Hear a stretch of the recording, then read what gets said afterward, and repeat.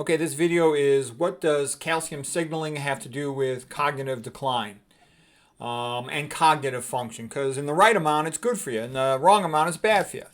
All right, so, it all starts out with the sodium potassium ATPase. So the first, I put the K there because the K goes in. That's for kalium, for potassium. The N is for natrium. That's for sodium in Latin. All right, so the neuron maintains its plasma membrane millivolt potential of negative 65 millivolts by pumping in potassium and pumping out sodium. More sodium is pumped out, so it progressively becomes negative over time. There's also such a thing as leaky potassium channels, but for our purposes, just think of the KN-ATPase. All right, and then the energy generated by having this electrochemical gradient of sodium can be harvested because sodium really wants to come into the cell. It wants to come into the cell because its concentration in the cell is low. Concentration outside the cell is high, and its positive charge is attracted to the negative charge inside the cell. So I show you this slide because this is like the foundation for tons and tons of useful physiology. By the way, to make this video, I had to read a bunch of books. I had to read a bunch of papers. I watched, like at least about 50 videos to put it all together. So there's a lot of information here, and I'm taking it to a new level. So if you're interested in how the brain works and how to lower the risk of dementia, you're going to see stuff in this lecture that you've never seen before. I don't care who you are. Okay, the next thing is, I'll sometimes abbreviate it in this way, but the bottom line, what we just talked about, there's the KN-ATPase establishing the resting membrane potential, which is like a battery having different charges on both sides of the membrane. We harvest the sodium to give us energy, the sodium gradient to pump out calcium. Calcium is maintained very, very high extracellular and very, very low intracellular. Okay, it's about 15,000 times higher outside. If you look at the difference between, let's say, the sodium concentration inside and outside the cell, it's only a tenfold difference, all right, versus the difference in concentration. This is millimolar, and here is nanomolar. With calcium inside and outside the cell is about 15,000 times, okay? That makes the intracellular concentration very low and enables small amounts of calcium coming in to have a big effect on the cell. Calcium coming into a cell is basically the on-off switch for all kinds of activity. In a neuron in particular, it tends to mean release of neurotransmitter, okay? In a smooth muscle cell, it would be contraction, and that can cause hypertension, which we've talked about in other lectures.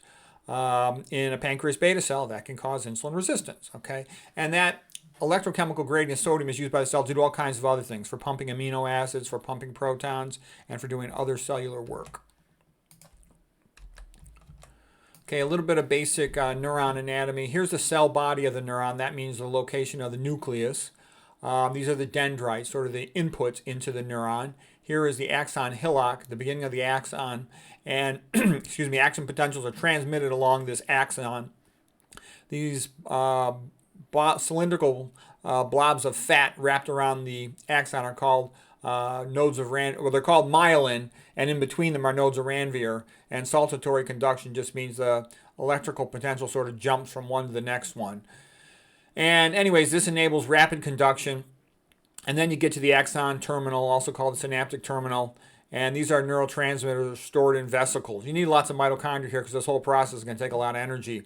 But this is the presynaptic neuron. And then you have a synaptic cleft right here. The neurotransmitter diffuses across the synaptic cleft and then lands in the postsynaptic neuron. It'll exert an effect on this postsynaptic neuron.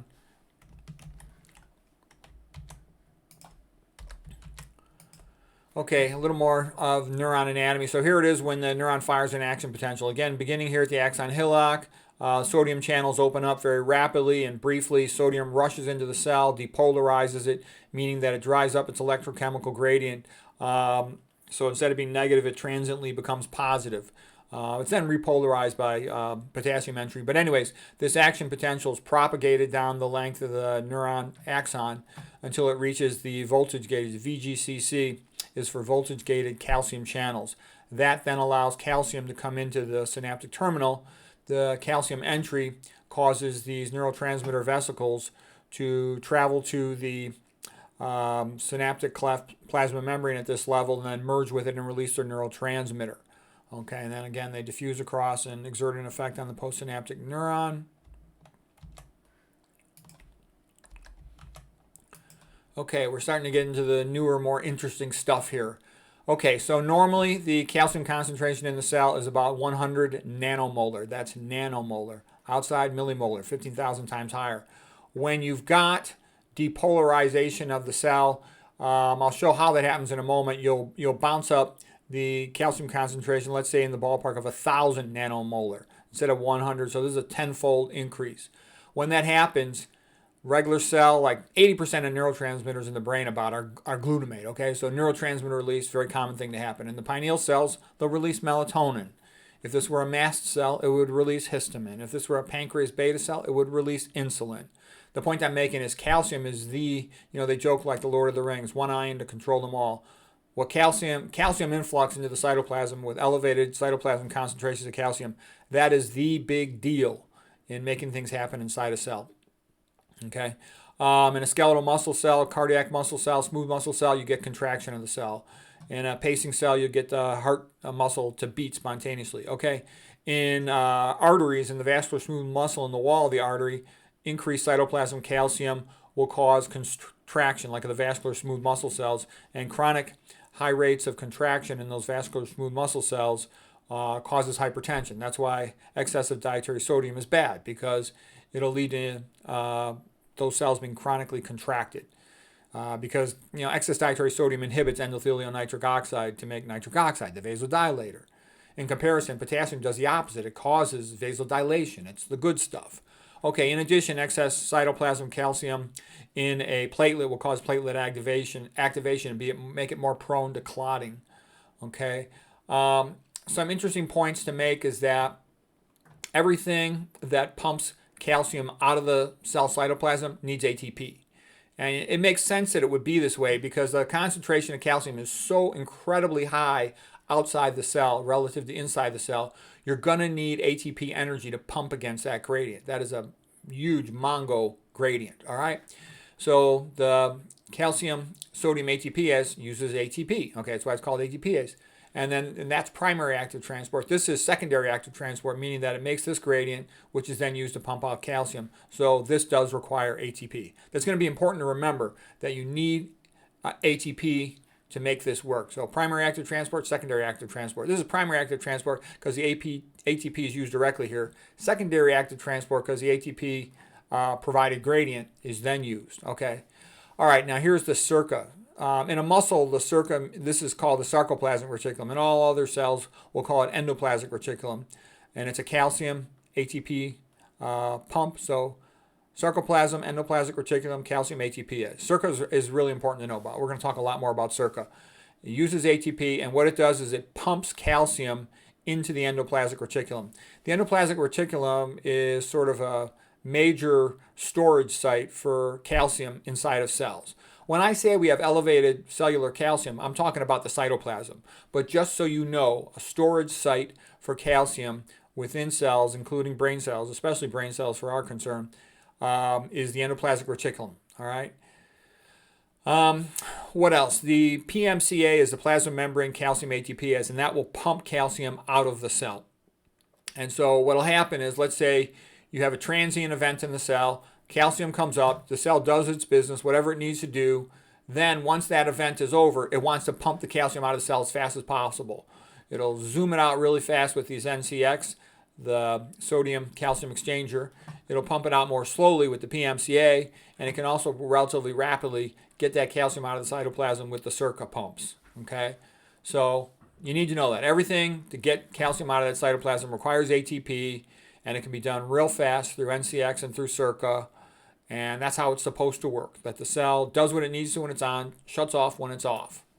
This is how cells work. Okay. And this is sort of a rehash of the last cell. I'm just sort of, another way to write 100 nanomolar is 10 to the negative 7th. Like I said, this is a little bit slower, higher affinity, so it runs all the time under minimal change conditions. This runs big time, especially when there's been a big change. Okay, there's something over here called the store of calcium entry, store operated calcium entry channel. This is just that if the endoplasmic reticulum were to become depleted of calcium, you can let some in from the extracellular matrix through this little spot here. For our purposes, we don't really care about that too much It's just a minor detail to know about because you'll hear about it if you try to read about this. Okay, calsequestrin is just one of the calcium binding proteins that sequester calcium in the endoplasmic reticulum. Calnexin and calreticulin are other calcium binding proteins that do something similar. Okay, the endoplasmic reticulum is actually also close to the nucleus. It's really this giant thing, the endoplasmic reticulum. It has components that connect up to the plasma membrane, as I explained with this. The CRAC just means calcium release activated channel, so that when this releases calcium, you need to get calcium in the endoplasmic reticulum fast. That's how you do it. Okay, that's sort of a side point, but just because if anybody tries to read more about this, you're going to encounter all these words, and I'm just giving you the vocabulary so that if you want to read more about it, you'll be able to make rapid progress on this stuff. And by the way, like I said too, many brilliant people gave their lives to research how this calcium signaling works inside a cell, okay? And it takes a genius level person to devote their entire life to figure out one of these little components, okay? That's why I always laugh when people think that you don't need God to invent all this stuff. It is so complicated. I'm just showing you the bare basics that you need to understand to make sense of everything and know what you need to do for your health. But there's tons of details one could go into for all the subtypes, let's say, of a G protein coupled receptor and the different types of the G protein coupled receptor, okay? It could get real complicated real fast. But we don't need any of that information. But I do make the point that people who don't really know a lot of science think, oh, yeah, just, a little lightning bolt hit a pond slime, and all of a sudden you've got life, and then you got humans. No. It's billions of times more complicated than that. All right, well, anyways, what I want to show you now is the ionotropic channels. That means channels that just let in ions. So the first one is AMPA. This is glutamate for glutamate, the neurotransmitter. The same thing that's in monosodium glutamate, okay? It binds to AMPA and it lets in sodium. When it lets in sodium, it depolarizes the neuron, meaning that its electrochemical gradient increases, goes from being negative 65 millivolt to start moving up positively, okay? As it becomes more positive, then there was a magnesium in the center of the NMDA receptor here, and it will bounce out because it no longer has a negative electromembrane gradient that it's attracted to. So the magnesium bounces out. Simultaneously, you have to have glutamate bound to it, and it also has to bind glycine. This is why glyphosate can be an excitotoxin, because it's thought that the glycine component can bind to this NMDA receptor. All right, so this will allow calcium then to enter the cell in larger amounts. So you're going to hear about this NMDA receptor all the time. It's also important in learning and memory. So you want to know about that. NMDA receptor, really important in neurophysiology. Okay, now the next thing I'm going to show you over here, these were ionotropic, meaning that they let ions in. This one lets sodium in. This one primarily lets calcium in. Another one here, this is an mGlu receptor. This means metabotropic glutamate receptor. And that means that instead of letting an ion in as its initial effect, it's going to instead activate other enzymes. So this is called a G protein, and this is the G protein coupled receptor. It's coupled to other protein subunits and then to other enzyme pathways.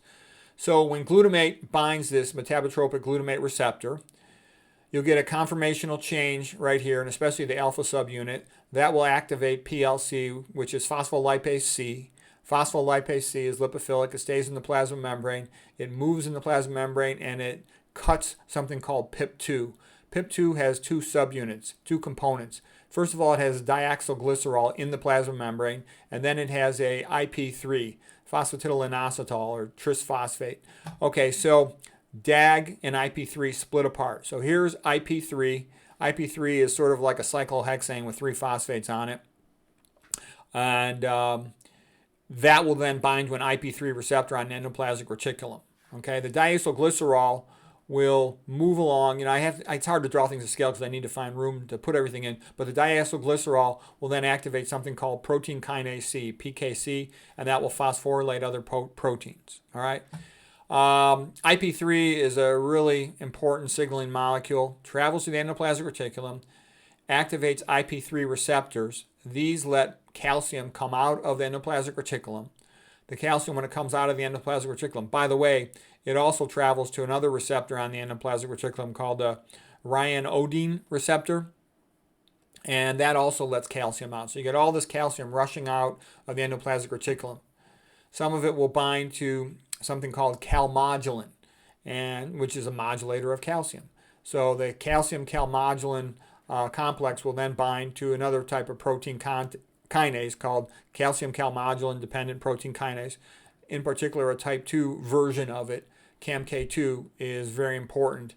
And activation of CAMK2, it'll phosphorylate itself. That's called autophosphorylation, and that's important for LTP, long-term potentiation, which is needed for learning and memory. So normal amounts of all these activities are good. They're normal. That's what cells do all day long, every day. By the way, just to give you a little perspective of how busy a brain cell is, it goes through billions and billions of ATP very rapidly, as a matter of fact. Okay, this autophosphorylation and allows it to be active for a prolonged amount of time. It's important for long-term potentiation, which is the mechanism of learning and memory. Okay, this PKC, by activating phosphorylating other proteins, it can amplify the effect, okay, of the neurotransmitter. All right. So that was one of the key things. So like, what do I think was interesting about the cell? The way all these calcium pathways are interrelated, the way glycine can be an excitotoxin up here. And we know about excitotoxins for the NMDA receptor, things like aspartame, glutamate, MSG, manufacturer-free glutamate. Okay, those are just some of them. Okay, and you can get a similar effect if you're sleep deprived or if you're drinking caffeine. You get increased, and you're stressed out, you get increased glutamate being sent to these neurons.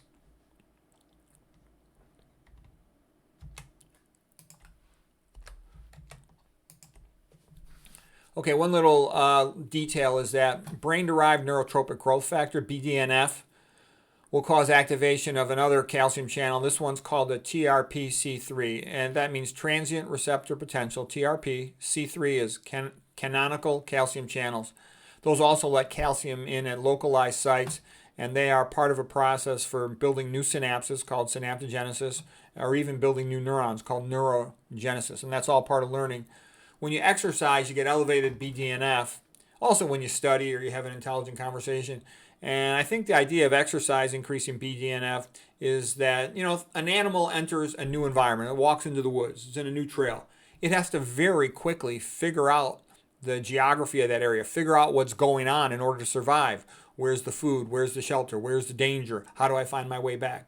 Do I want to go towards the fruit tree over there? Uh-oh, there's a couple coyotes over there. I got to avoid that. So the point is, you have to really be thinking fast when you walk into a new environment to enable you to survive. And what's the purpose of the brain? To walk down a path in a forest, a jungle, or a prairie, and to survive.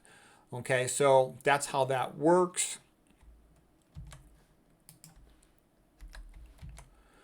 Okay, so now we're going to talk a little bit about excitotoxicity. Normally, the brain's neurotransmitters are about 80% glutamate. But if you have excessive glutamate, you can overwhelm this postsynaptic neuron. So here's a presynaptic neuron, postsynaptic neuron. Glutamate neurotransmitter in vesicles merges with the presynaptic membrane, diffuses across the cleft, activates AMPA receptor first. That lets in sodium, depolarizes the cell, drives its the electromembrane potential up, becoming positive.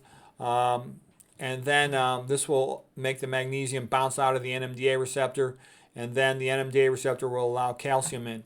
Normal amounts of calcium do all the good things we just talked about on the previous slide, okay? But if you have excessive amounts of this glutamate due to a combination of bad things, let's say excessive psychological stress coupled with excessive dietary caffeine, coupled with excessive MSG and MFG, you could potentially be getting an excess sleep deprivation, excessive amounts of glutamate coming in over here, okay?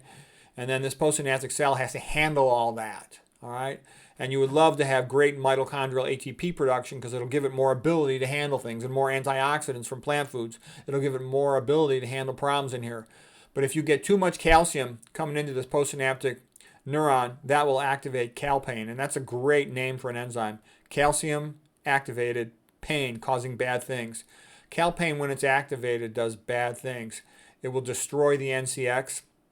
That's the sodium calcium exchanger, so you can't get the calcium out, making the process worse, like a vicious cycle. It'll also activate an enzyme called caspase, which contributes to destroying the cell and making the neuron die. So gradual cell death, where it can recycle itself, is called apoptosis. Rapid cell death, that just happens suddenly and nothing is recycled, that's called necrosis. Okay, but so this is excitotoxicity. You need to know this. Excitotoxicity. Excessive amount of glutamate can cause excitotoxicity. But remember, it's not just excessive amounts of glutamate. It's also relative excess amounts of glutamate to the ability of the cell to handle it due to, and this can be made worse by a lack of mitochondrial function by mitochondrial inhibitors. It can be made worse by a lack of circuit pumps, meaning an inability to get that calcium out of the cytoplasm. So you see what I'm saying here is they all make each other worse. Excitotoxicity, too much glutamate coming in, circuit inhibitors preventing the calcium from being pumped out of the cytoplasm into the endoplasmic reticulum, dysfunctional mitochondria not able to make enough ATP. So the less ATP you can make, the less ability you have to pump that calcium out of the cytoplasm, the more screwed the neuron is by excessive amounts of glutamate, and the more likely it is to die, either slowly through apoptosis or rapidly through necrosis.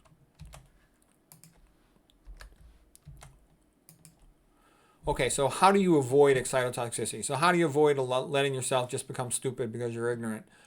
First of all, you just eat plants. You want to be 100% low-fat vegan and low-sodium vegan. So in plants, you got the potassium, vasodilator, keeps the arteries open so you get more oxygen and glucose delivered to the cells so they function better. In addition, you want to eat only organic because there's a lot of bad stuff on the non-organic foods. I'll go into some of it in other lectures, but the gist of it is that the herbicides are sprayed on. Look at atrazine, is a terrible herbicide. It inhibits mitochondrial function in complex 3, okay? There's also more pesticides on that stuff. You want to avoid all these processed food. Those food dyes, some of those food dyes are mitochondrial toxic. Even organic food, though, can have MSG in it. You don't ever want to drink this aspartame sweetener. MSG can be present in organic food. That's why I only get one ingredient food. Usually I prefer to get stuff with no wrapper on it. The only thing I'd buy with a wrapper on it would be like, single ingredient oatmeal. Most things otherwise, I just buy the whole food with no wrapper on it. You want low-fat diet because excess dietary fat, it drops oxygen delivery to the tissues. And it causes insulin resistance, giving you diabetes over time, and it worsens atherosclerosis. Avoid caffeine because it increases glutamate, amount of glutamate sent across that synapse, synaptic cleft. Alcohol is a brain toxin, causes fatty liver, can lead to HNE, a mitochondrial inhibitor. Tobacco is a stimulant. So get your sleep, manage your stress, filter your water, avoid the EDCs. EDCs can sometimes have a negative effect on circa. The sarcoplasm, endoplasmic reticulum, calcium ATP is pumped to lower cytoplasm calcium. Exercise will increase circa function, so it's good for you. A good rule of thumb is avoid anything that smells bad. Anything that smells a little bit unpleasant or bad, your nose is smarter than you are. Pay attention to it. Avoid it. If you have to work with something, then open your window, open your door, air the place out. Avoid processed food, like we said, non-organic food. Avoid unnecessary drugs. A lot of drugs have side effects that damage mitochondria. A lot of these antibiotics, the reason why they kill bacteria is because they damage the bacteria. Well, they damage the mitochondrial function-like components of a bacteria, okay? I realize that's a complex statement. And there's a lot of things that inhibit circuit. So here's a major part of the brain, the memory center and the CA1 neurons of the hippocampus, memory center of the brain, and the temporal lobe of the brain. Okay, and this is one thing I think is interesting. The human body is like really smart, genius smart, and it's designed to get everything done in an economical, efficient way. So simultaneously, let's say you're walking down a path in a forest, and all of a sudden you see, 3 coyotes standing right in your path. You're like, uh-oh, I got to run and climb a tree or do something. All right? So you have to suddenly go from 0 to 60 miles per hour. So the body needs, in order to keep you alive, the body needs a way to quickly ramp up activity. And the way it does that in the brain is that the endoplasmic reticulum has contact points with mitochondria. These are called MAMs, mitochondrial-associated membranes. And at these sites, calcium can rapidly pass from the endoplasmic reticulum into the mitochondria. It goes through something called a VDAC channel, voltage-dependent anion channel, in the outer mitochondrial membrane, and then it's in the intermembranous space, passes through the intermembranous space into the MCU, the mitochondrial calcium uniporter, and then it enters the mitochondrial matrix. Calcium in the mitochondrial matrix causes upregulation of key enzymes in Krebs cycle. So it makes them more efficient so they can work more quickly, and thus more ATP can be made. So what's happening is the influx of calcium caused by neuronal activity is coupled within the neuron itself to increasing ATP production. Now this is all good, but it's also based on an assumption. It's based on an assumption that the person does not have insulin resistance. And I think it's because our ancestors didn't have insulin resistance. They were eating plant-based diets, okay? So they didn't have much, or any problem with things like atherosclerosis and hypertension, and presumably. And that seems like a pretty reasonable assumption because it's true of the epidemiological populations that eat much the way that they did. Like the Yanomamo and the Tarahumara, for example, and the Papua New Guinea. Okay, so anyways, here's why diabetics tend to be so sadly stupid. I have to say the stupidest, most frequently, routinely cognitive impaired people I see are these kidney failure patients. And probably next after that would be, you look at a dialysis kidney failure patient, all their arteries going up to the brain are all heavily calcified. Then you talk to these diabetics and they're so clueless, and so sort of sad and pathetic and hopeless. I try to help them, but it's hard. Most of them just don't understand almost anything. They're real polite. Oh, hi, yes, thank you and stuff, but it's real kind of sad. I just watch them progressively deteriorate. And here's one of the reasons. And the more deteriorated their brain gets, the less likely they'll ever turn anything around. But I just want you to see what happens. So what happens is they have to ramp up their activity for whatever the reason. And now the calcium starts pouring from the endoplasmic reticulum into the mitochondria. Well, in order for this mitochondria to work, it has to get a lot of pyruvate. Glucose comes into the cell, goes through glycolysis, gets converted to pyruvate. The pyruvate then comes through, it enters the mitochondria, goes from the cytoplasm to enter the mitochondria. And if you've got insulin resistance, you can't get enough glucose into that neuron, and then you can't get enough pyruvate to come into the mitochondria. It gets converted by pyruvate dehydrogenase into acetyl-CoA. But if you can't deliver this pyruvate, then you can't provide any substrate to run Krebs cycle. And the MAMs, mitochondria-associated membranes, they don't understand what's going on. They're like, hey, we need to ramp up our activity. More calcium, more calcium, more calcium. How come you haven't ramped up our activity yet? More calcium, more calcium, more calcium. And they'll flood this mitochondria with calcium until it just can precipitate and die. You can open up the mitochondrial permeability transition pore and just have it die. All right, so that's a really big deal, what I just told you. I don't know if you realize it, but that was a profound, interesting thing. Okay, so where does that come from? What's this deal with insulin resistance? If you read, the standard textbooks, they're all wrong. They're all stupid. By the way, I think all the medical textbooks are pretty much a stupid joke, okay? And I say that based on extensive experience of looking at them, okay? And why do I say that? For example, in the brain, if you read the neurology textbooks, the pathophysiology books, most of them, they're going to tell you that brain cells only have glucose type 1 transporters, let's say at the blood-brain barrier, and they'll have glucose type 3 glucose transporters within the neurons. And the point is glucose 1 and glucose 3 type transporters, they don't require insulin. Okay, fine. That was the old traditional assumption, but it's wrong. It's well known now that there are glucose type 4 transporters also on neurons, and these are insulin dependent, meaning that they're also vulnerable to insulin resistance. And because of that vulnerability to insulin resistance, when you've got insulin resistance, let's say from chronically eating high-fat diets, you will not get these glucose type 4 transporters. Normally they're stored in a synaptic vesicle, which has to move to the plasma membrane surface by binding insulin and then having them translocating up to the plasma membrane.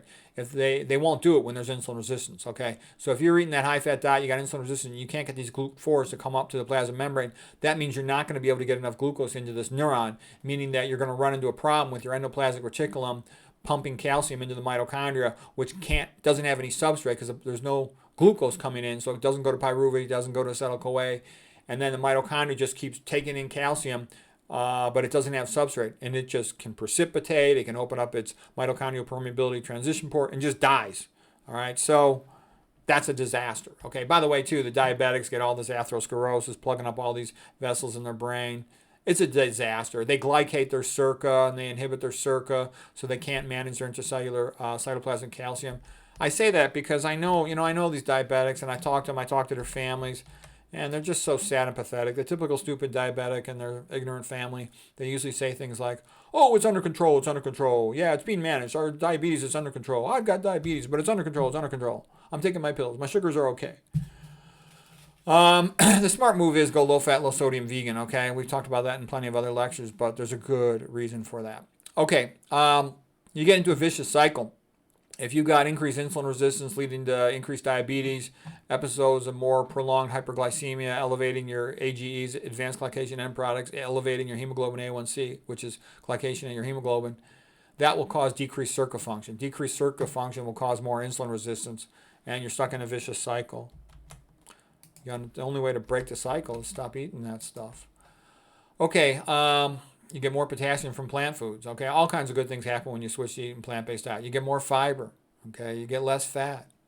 This is normal electron transport chain. Here's the outer mitochondrial membrane, abbreviated OMM. Here's the inner mitochondrial membrane, abbreviated IMM. These are the major complexes like 1, 3, and 4. They pump protons into the intermembranous space between the OMM and the IMM, and this builds up a very powerful gradient. It's like the most powerful gradient in the human body that I'm aware of. Negative 160 millivolts. Holy crap, that's a big gradient. Remember, we talked about our neuron plasma membrane gradient was only negative 65 millivolts. This is negative 160. It's almost triple it. That's incredibly high gradient, okay? And that gradient is harvested by bringing protons back into the mitochondrial matrix, and that energy is coupled to adding a phosphate to an ADP to make ATP. And like I said, each individual nerve cell goes through many billions of ATP molecules per day. Okay, so this is normal electron transport, like a fireman bucket brigade, passing the electrons from the least tight grabber of the electrons to the most tight grabber of electrons, which is oxygen, producing a proton gradient as protons are pumped into intramembranous space, then harvesting the gradient by allowing a proton to come back into the mitochondrial matrix and coupling that to this molecule right here is called ATP synthase to make an ATP.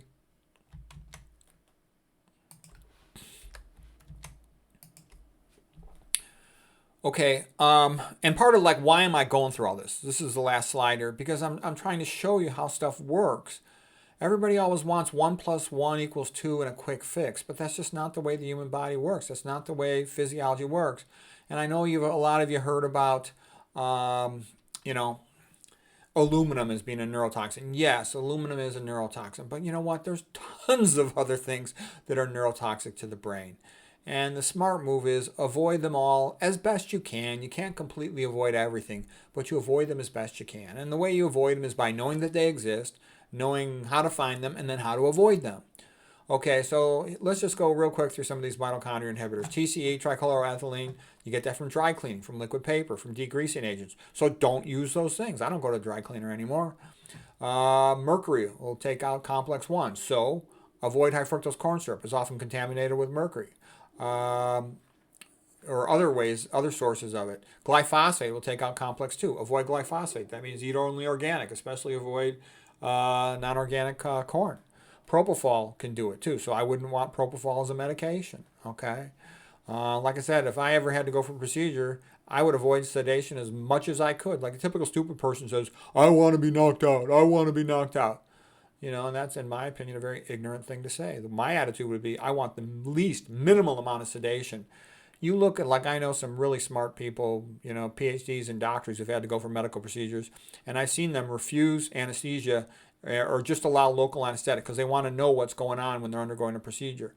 And for some of them you can't. A big major operation, you couldn't do that. Okay, but for a minor or a local operation, you probably could, and that's what I would do. I think that's the intelligent thing to do. Antifungals often inhibit complex 2. Titanium oxide nanoparticles will inhibit complex 2. Okay, a lot of these heavy metals can have toxic effects directly or indirectly on the mitochondria. Excessive iron overload, which happens after decades of overeating iron, that will increase oxidative stress, which can damage mitochondria. Okay, so that I would call that like an indirect effect due to oxidative stress. Okay, iron, zinc, aluminum, copper, they can all do that when they're present in excessive amounts. Multiple food dyes are toxic to the mitochondria. Omega-6 oils are toxic to mitochondria, especially due to their byproduct hydroxynonenal, okay, and lipid peroxidation.